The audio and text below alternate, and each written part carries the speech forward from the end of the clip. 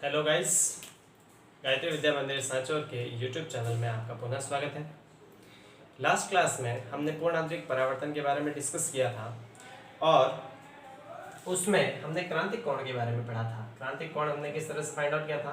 क्रांतिक कोण IC is equal to होता है साइन ऑफ इनवर्स 1/n/1।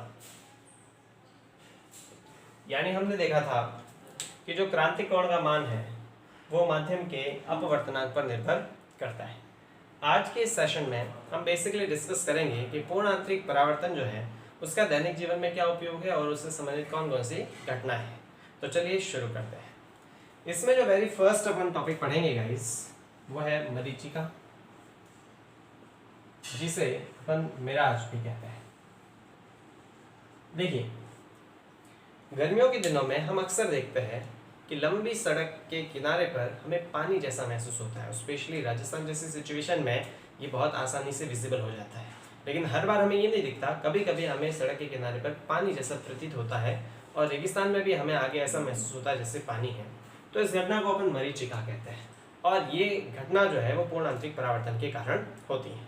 देखिए, पूर्ण आंतरिक परावर्तन की जो दो इंपॉर्टेंट कंडीशन हमने पढ़ी थी वो थी पहली कि प्रकाश की किरण सघन माध्यम से विरल माध्यम में जानी चाहिए, और दूसरी इंपॉर्टेंट कंडीशन है कि आपतन कोण का मान हमेशा ही क्रांतिक कोण से क्या होना चाहिए? ज्यादा। अलग अलग माध्यम के लिए क्रांतिक कोण अलग अलग होता है, उसको इस फॉर्मूले से दिया जाता है। तो पहले हम इसके बारे में डिस्कस कर लेते हैं। समझिए कैसे। मान लेते हैं कि हमारे पास सड़क के किनारे कोई पेड़ लगा है इस तरह से, ठीक है। तो होता क्या है कि गर्मियों में सड़क के संपर्क में आने से नीचे वाली जो हवाएं होती हैं वो गर्म हो जाती हैं, और गर्म हवाएं हमेशा जो है उनका घनत्व कम होता है, मतलब वो विरल माध्यम की तरफ बिहेव करती हैं। तो ऊपर वाली हवाएं जो है वो ठंडी होती है, मतलब वो सघन माध्यम की तरह बिहेव करेगी। तो इस तरह हमारे पास दो लेयर बन जाती है, जिसमें नीचे वाली जो हवाएं हैं वो गर्म होती है, इसलिए विरल माध्यम की तरह बिहेव करती है, और ऊपर वाली हवाएं ठंडी होती है, इसलिए सघन माध्यम की तरह बिहेव करती है। ठीक। अब पेड़ से आने वाली प्रकाश की जो किरणें हैं वो बेसिकली किस माध्यम से किस माध्यम में आ रही है?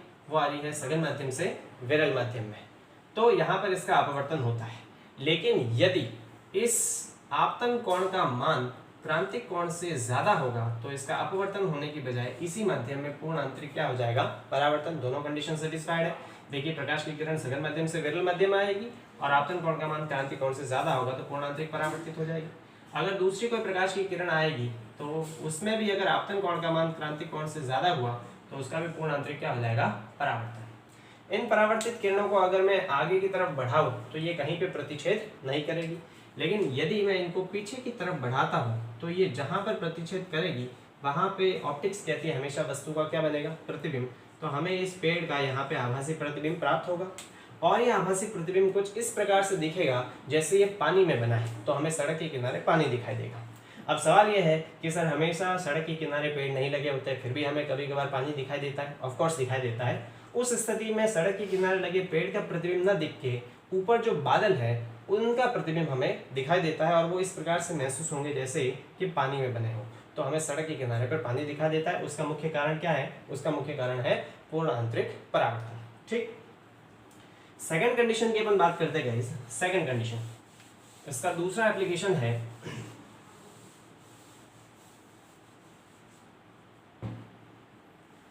वो है प्रिज्म।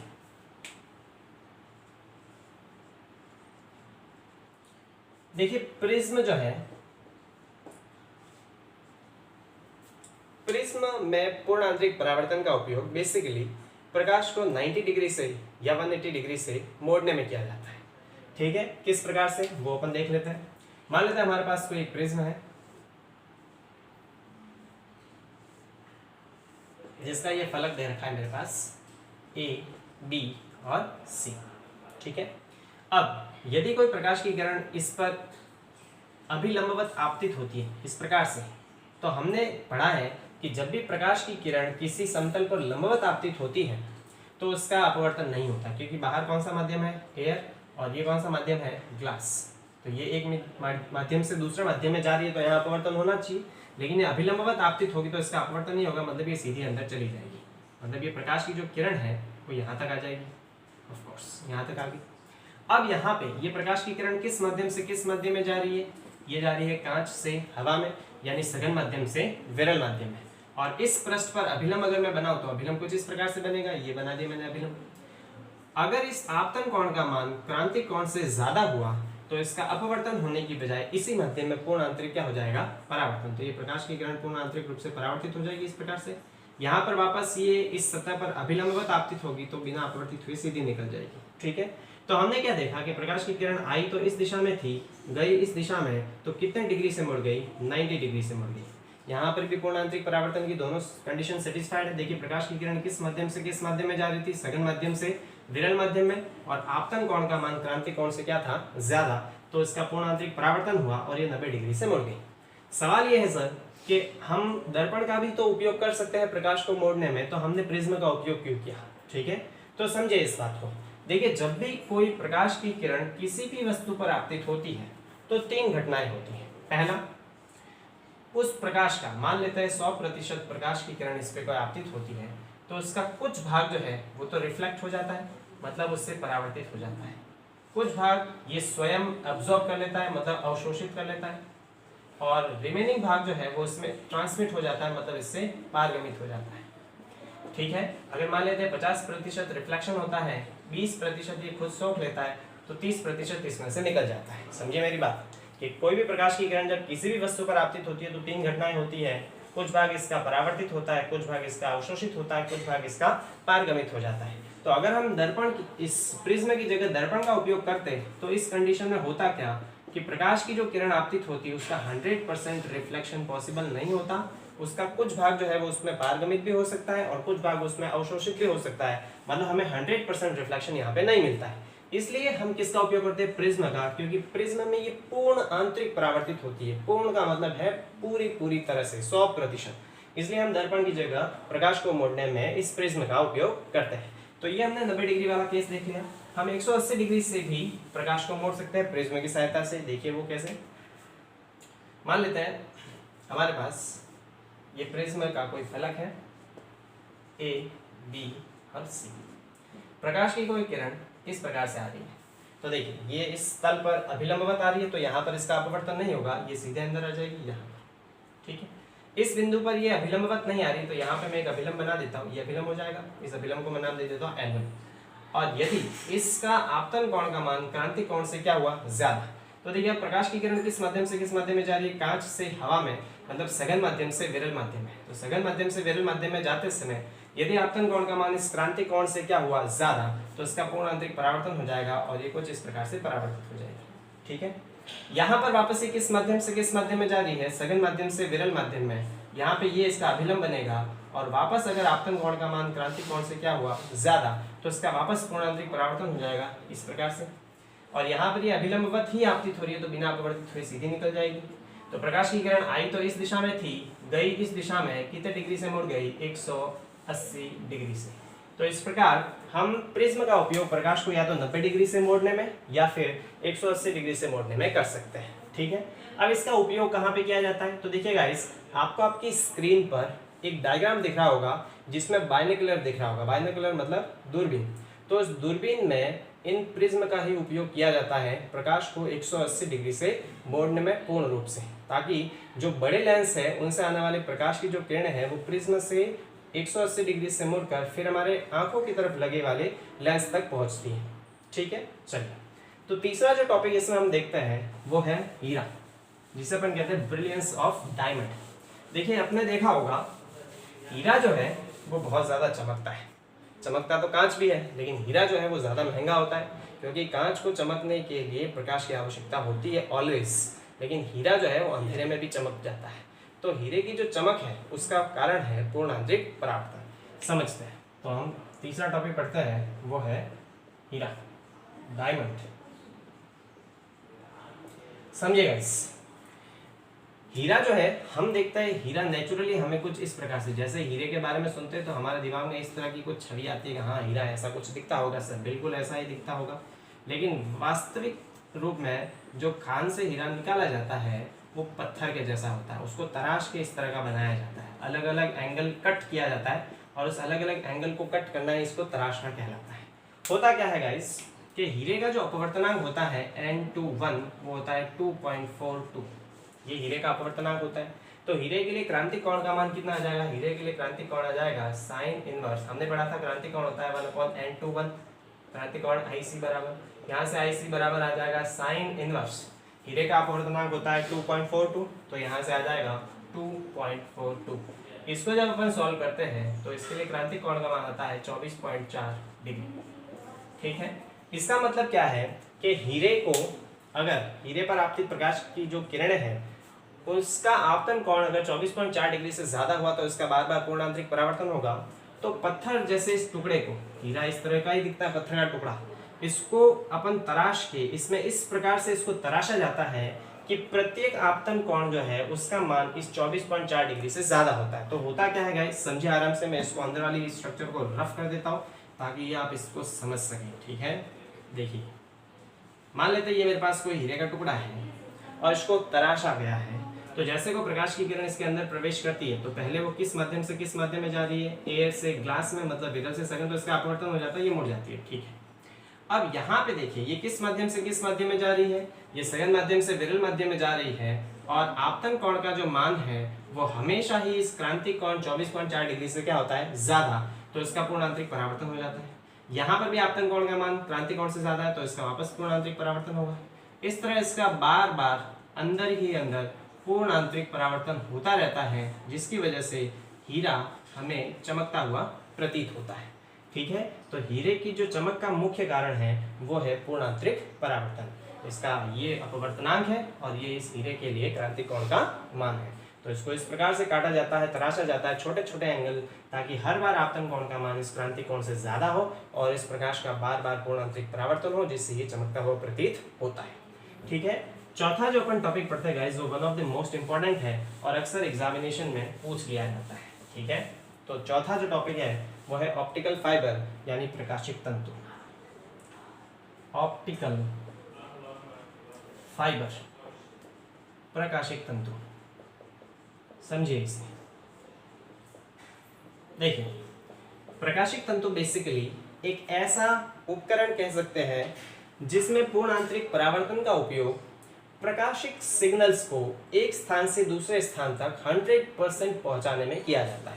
तो ये एक डिवाइस है, इट इज अ डिवाइस, ये एक उपकरण है जिसका उपयोग किस में किया जाता है? प्रकाशिक सिग्नलों को ले जाने में, प्रकाशिक सिग्नल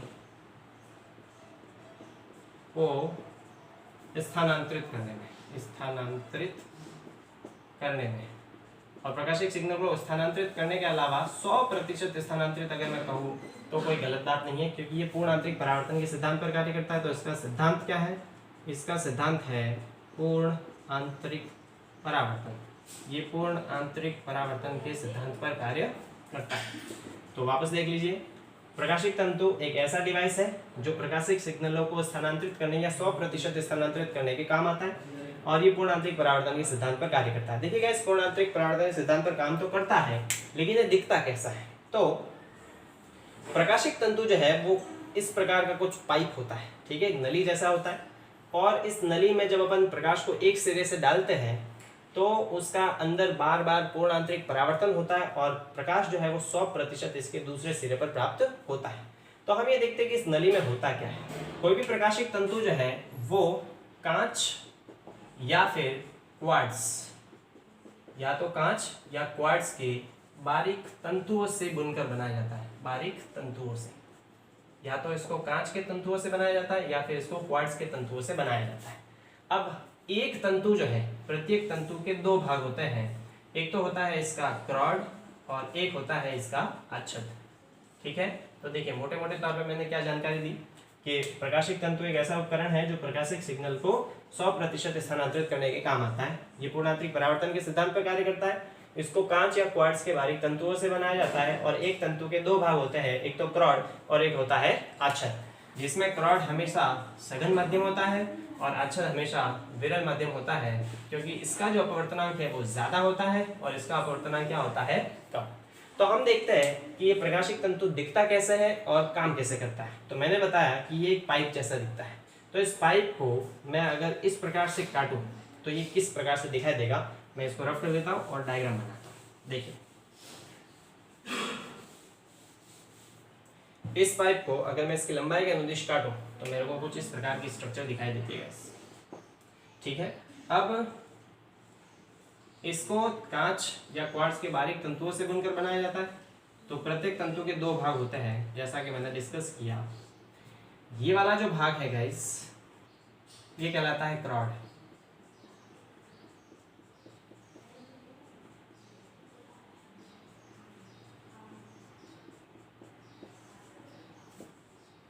और ऊपर वाला ये वाला जो भाग है, इसे अपन कहते हैं अच्छत।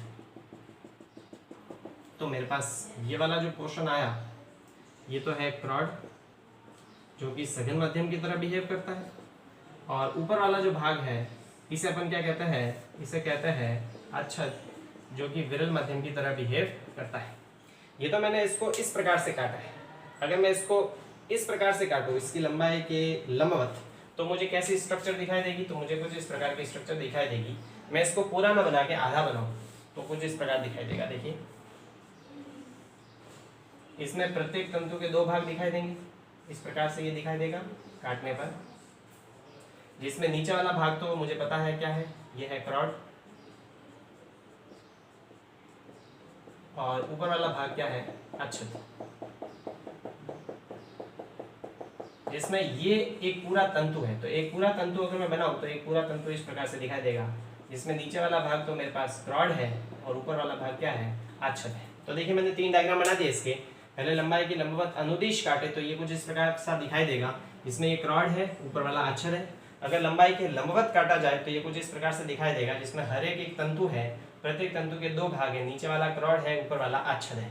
एक ही तंतु को अगर मैं बनाऊं तो ये एक तंतु इस प्रकार से दिखाई देगा, जिसमें नीचे वाला क्रॉड और ऊपर वाला अच्छत है। ये तो मेरे पास है क्रॉड और ये मेरे पास क्या है, अच्छत। ठीक है, तो मैंने बताया कि क्रॉड का अपवर्तनांक ज्यादा होता है, मतलब ये सघन माध्यम की तरह बिहेव करता है। अच्छत का अपवर्तनांक कम होता है, मतलब ये विरल माध्यम की तरह बिहेव करता है।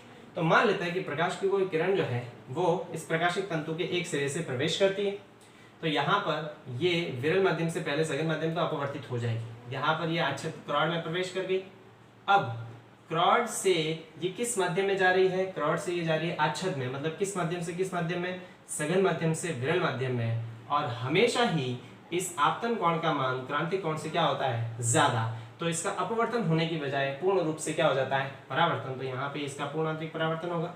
यहाँ पर भी वापस आपतन कोण का मान क्रांतिक कोण से क्या होगा, ज्यादा, तो वापस पूर्णांतरिक परावर्तन। तो इस बार हर बार जो है वो इसका पूर्णांतरिक परावर्तन होता रहता है और अंततः ये 100% दूसरे सिरे से क्या निकल जाता है, बाहर। तो हमने देखा कि जब कोई प्रकाश की किरण इस प्रकाशिक तंतु के एक सिरे पर प्रवेश करती है, तो जैसे ये क्रॉड से अच्छत में प्रवेश करती है तो सघन माध्यम से विरल माध्यम में जाती है, और हर बार आपतन कोण का मान क्रांतिक कोण से ज्यादा होने के कारण इसका पूर्णांतरिक परावर्तन होता है। दूसरी बार भी पूर्णांतरिक परावर्तन, तो बार बार पूर्णांतरिक परावर्तन होने के कारण ये एक सिरे से प्रवेश करती है और 100% दूसरे सिरे पर प्राप्त होती है। तो इस प्रकार हम प्रकाशिक सिग्नल को एक स्थान से कहाँ पहुंचा सकते हैं, दूसरे स्थान पर। अब देखिए, ऑप्टिकल फाइबर जो है इसका बहुत सारे क्षेत्रों में उपयोग भी किया जाता है। जैसे संचार के क्षेत्र में हम सिग्नल को एक जगह से दूसरी जगह पहुंचाने में इसका उपयोग करते हैं। एंडोस्कोपी जो है, जैसे अपन देखते हैं शरीर के अंदर वाले भागों को देखने के लिए डॉक्टर एक नली जो है वो हमारे गले द्वारा हमारे पेट के अंदर डालता है, तो उसमें भी पूर्णांतरिक परावर्तन के द्वारा ऑप्टिकल फाइबर का ही उपयोग अपन करते हैं उस अंदर वाली इमेज को देखने में। तो चिकित्सा क्षेत्र में भी इसका उपयोग किया जाता है, संचार के क्षेत्र में भी इसका उपयोग किया जाता है। ठीक है, देखिए आपको अभी स्क्रीन पर एक ऑप्टिकल फाइबर का डायग्राम दिख रहा होगा गाइस, जिसमें परावर्तन, पूर्णांतरिक परावर्तन कुछ उसी प्रकार से होता है जैसा कि अपन ने हमारे डायग्राम में ड्रॉ किया है। ठीक, चलिए, तो अब हम एक एक्स्ट्रा टॉपिक के बारे में भी डिस्कस कर लेते हैं, जो आपके बुक में नहीं दे रखा है, सिलेबस में भी वैसे नहीं है, लेकिन कंपटीशन एग्जाम में अक्सर उसमें से क्वेश्चन पूछ लिया जाता है। तो वो है किसी मछली द्वारा दिखाई देने वाला क्षेत्र। देखिए, मछली जो है वो तालाब में होती है नीचे, तो हमें जैसा बाहर दिखाई देता है वैसा उसे नहीं दिखाई देता। या हम जब भी स्विमिंग करते हैं तो हम भी अगर नीचे से ऊपर वाला सीन देखें तो हमें कुछ अजीब सा दिखाई देता है। हम अलग अलग प्रकार के क्षेत्र देख सकते हैं। तो किसी मछली को किस प्रकार का क्षेत्र दिखाई देता है उसके बारे में हम बात करते हैं। तो ये एक्स्ट्रा टॉपिक है, वो है world seen by fish. World seen by fish, ये किसी मछली को अंदर से संसार कैसा दिखाई देता है। तो चलिए डिस्कस करते हैं। मान लेते हैं कि पानी में h गहराई पर कोई मछली तैर रही है। देखिए मेरे डायग्राम जो है वो ज़्यादा बढ़िया नहीं होंगे because I am not from biology, so थोड़ा कॉपरेट करना, ठीक है। मान लेते हैं मछली जो है वो तालाब में h गहराई पर है, तो मछली से चलकर जाने वाली प्रकाश की किरणें जो है मान लेते हैं इस प्रकार से जा रही है, ठीक है, इस प्रकार से। यहाँ पर हम ये मानते हैं कि आपतन कोण का मान क्रांति कोण के बराबर है। अगर आपतन कोण का मान क्रांति कोण के बराबर है तो अपवर्तन कोण का मान हमेशा ही 90 डिग्री आता है, हम पढ़ चुके हैं। जब भी आपतन कोण का मान क्रांति कोण के बराबर है, आपतन कोण की डेफिनेशन ही ये कहती है कि आपतन कोण का ऐसा मान जिसके लिए अपवर्तन कोण 90 डिग्री है उसे क्रांति कोण कहते हैं। तो मान लेते हैं आपतन कोण पर आती है जिससे ये अपवर्तन कोण का मान 90 डिग्री हो जाता है, और यहाँ पर भी ये आपतन कोण पर है जिससे अपवर्तन कोण r का मान यहाँ पर भी कितना हो जाता है 90 डिग्री। क्लियर। अगर ये वाला कोण IC है तो ये वाला कोण भी कितना आएगा IC, और ये वाला IC है तो ये वाला कोण भी मेरे पास कितना आएगा IC, ठीक है। ये पूरा का पूरा क्षेत्र मतलब इस मछली द्वारा देखा जाएगा। इस पूरे वृत्ताकार क्षेत्र की त्रिज्या अपन मान लेते हैं स्मॉल r, और इसको नाम दे देते हैं, कुछ भी नाम दे देते हैं, से A B एंड O, और इस पॉइंट को अपन नाम दे देते हैं C, ठीक है गाइस, ओके।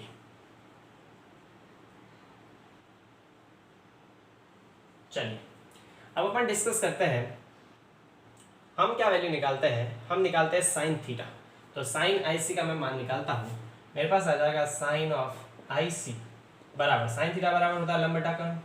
यहाँ पे देखिए थीटा के सामने वाली भुजा मेरे पास क्या है लंब, तो लंब का मान कितना है CB या BC लिख देता हूँ BC, और कर्ण, कर्ण का मान मेरे पास कितना दे रखा है, ये 90 डिग्री के सामने, ये मेरे पास 90 डिग्री आ जाएगा, 90 डिग्री के सामने कर्ण है, कर्ण का मान कितना है BO, तो यहाँ पे मैं लिख देता हूँ BO।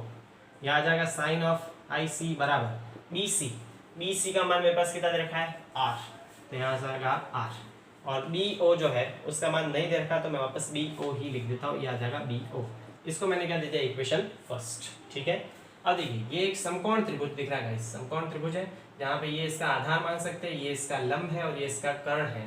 तो समकोण त्रिभुज, समकोण त्रिभुज क्या नाम है CBO में, समकोण त्रिभुज CBO या BCO कहते हैं, तो उसको BCO में। हम जानते हैं कर्ण स्क्वायर बराबर होता है लंब स्क्वायर प्लस आधार स्क्वायर, कर्ण का स्क्वायर, कर्ण स्क्वायर कितना है, ये है कर्ण BO का स्क्वायर, तो ये आ जाएगा BO स्क्वायर बराबर लंब स्क्वायर, लंब कितना दे रखा है H, तो ये H का स्क्वायर, और आधार कितना दे रखा है R, तो ये आ जाएगा R का स्क्वायर। यहाँ से स्क्वायर हटेगा तो इस पे क्या लगेगा स्क्वायर रूट लगेगा H square plus R square, इसको दे दिया इक्वेशन सेकेंड। तो इक्वेशन सेकेंड से BO का मान किस में रख देते हैं अपन इक्वेशन फर्स्ट में, तो मेरे पास क्या आ जाएगा equation second into equation first, मेरे पास आ जाएगा साइन ऑफ IC बराबर R की जगह तो R ही है, और BO की जगह क्या आ जाएगा under root H square plus R square, इसको हमने दे दिया समीकरण 3, ठीक है। देखिए अब लास्ट क्लास में हमने डिस्कस किया था वी नो दैट जो भी मेरे पास साइन IC का मान आता है आपतन क्रांति कोण का मान वो होता है 1/n/1 के बराबर, डिस्कस किया था। तो इसको अपन दे देते हैं समीकरण 4। यहाँ से देखिए साइन IC है, ये भी साइन IC है, दोनों के अगर LHS इक्वल है तो दोनों के RHS भी क्या आएंगे गाइस इक्वल।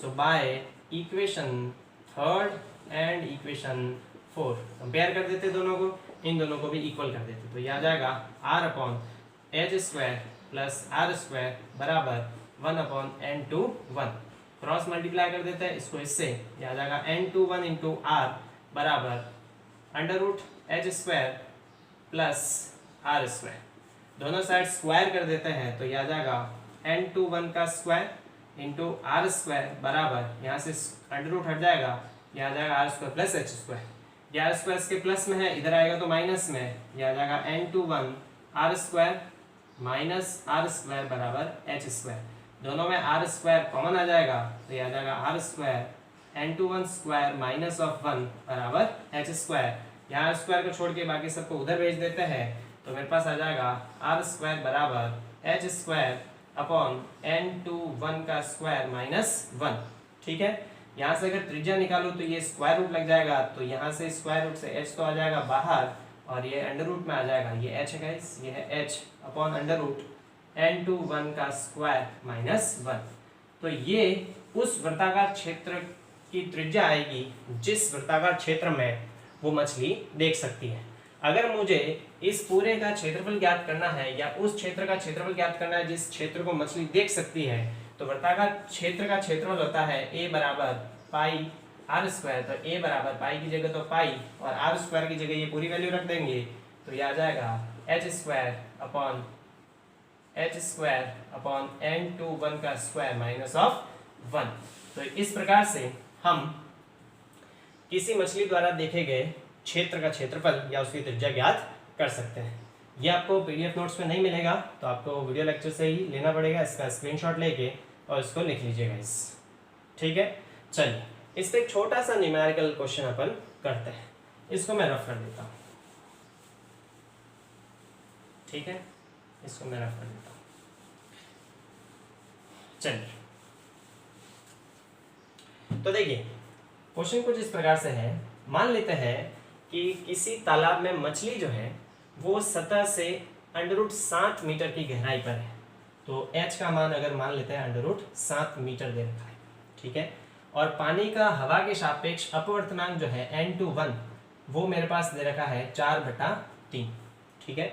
मान लेते हैं कि सतह से मछली जो है वो √7 मीटर की गहराई पर है और हवा जो पानी है उसका हवा के सापेक्ष अपवर्तनांक है 4/3।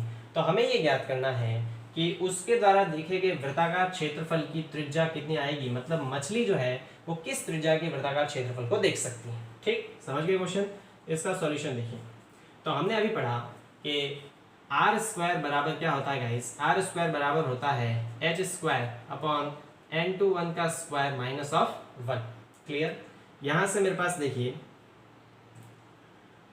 Are square is equal to h square की जगह मेरे पास क्या आ जाएगा, h स्क्वायर की जगह आ जाएगा √7 का स्क्वायर अपॉन n/1 का मान मेरे पास कितना दे रखा है, n/1 का मान मेरे पास दे रखा है 4/3 का स्क्वायर और माइनस ऑफ 1। तो यहाँ से मैं इसको मल्टीप्लाई कर देता हूँ। मल्टीप्लाई करने पर मेरे पास क्या आ जाएगा, आर स्क्वायर बराबर √7 का स्क्वायर करेंगे तो क्या आ जाएगा 7, इसका स्क्वायर खोलेंगे तो क्या आ जाएगा, इसका स्क्वायर खोलेंगे तो 16/9 और माइनस का 1। क्लियर। तो इस क्वेश्चन को आप सॉल्व कर लेना, है ना। मैं यहाँ तक ही सॉल्व करा देता हूँ। इस क्वेश्चन को आप सॉल्व करके अगले वाले वीडियो में मुझे इस आर की वैल्यू ज़रूर बता देना, ठीक है गाइस। तो देखिए आज वाले लेक्चर में हमने क्या डिस्कस किया, आज वाले लेक्चर में हमने पूर्ण आंतरिक परावर्तन से संबंधित कुछ घटनाओं के बारे में और ये एक्स्ट्रा टॉपिक डिस्कस किया है।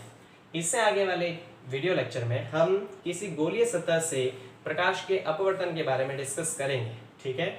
और मैं बता दूं कि अगर अभी तक आपने फेयर काम करना स्टार्ट नहीं किया है तो बहुत जल्दी फेयर काम करना स्टार्ट कर दीजिए, क्योंकि जैसे जैसे वीडियो लेक्चर अपलोड होते जाएंगे आपका बर्डन बढ़ता जाएगा और फिर आप एक साथ इतना काम नहीं कर पाएंगे। तो जल्दी से नीचे डिस्क्रिप्शन बॉक्स में दिए गए लिंक पे जाके टेलीग्राम ग्रुप से जुड़िए और वहाँ से PDF डाउनलोड करके अपना फेयर काम स्टार्ट कीजिए। Thank you so much guys, मिलते हैं अगले वीडियो में।